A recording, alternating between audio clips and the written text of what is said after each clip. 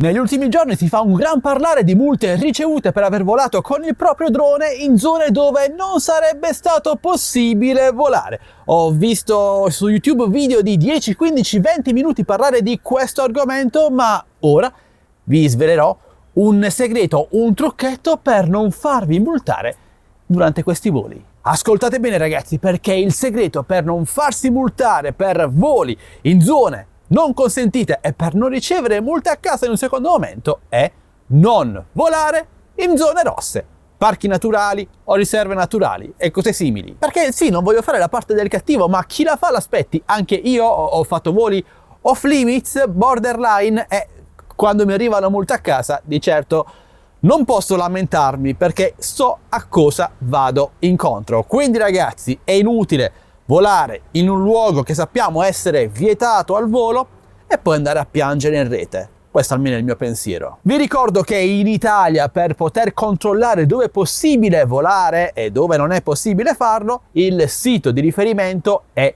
D-Flight. C'è anche l'applicazione su smartphone. Inoltre sul mio canale Telegram TechBest Deals, trovate il link qui sotto in descrizione video, ho pubblicato il corrispettivo di D-Flight valido per ogni paese dell'Unione Europea. Quindi se state per partire per un viaggio all'estero, entrate nel mio canale Telegram e cercate mappe di volo. Troverete la lista completa che ho scritto personalmente e che tengo aggiornata per voi. Quindi o non voliamo in zona rossa oppure non ci facciamo beccare, perché se poi pubblichiamo un video in zona rossa e le autorità vengono a saperlo, non lamentiamoci che la multa arrivi a casa. La legge funziona così. E giusto per allungare un attimo il video ragazzi, voglio raccontarvi anche un'altra cosa che è successa nel mondo dei droni, che mi sta portando ad allontanarmi da un mondo che purtroppo, devo dirlo, è sempre meno fatto da appassionati, ma è sempre più tossico tra tante virgolette. Negli Stati Uniti infatti un canale YouTube da oltre 1 milione di iscritti è stato chiuso, censurato, perché questo youtuber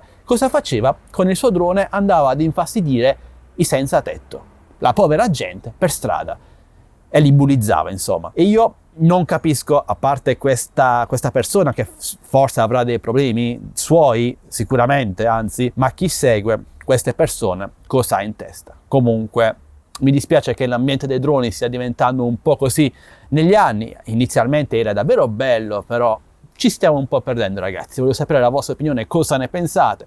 Ditemelo con un commento, e se questo video è stato di vostro interesse e se avete trovato i miei consigli utili, lasciate un like, condividete ai vostri amici e iscrivetevi al canale. Questo è tutto, buon volo a tutti, sempre con la testa, e mi raccomando, cercate di non volare in zona rossa, o almeno non fatevi beccare.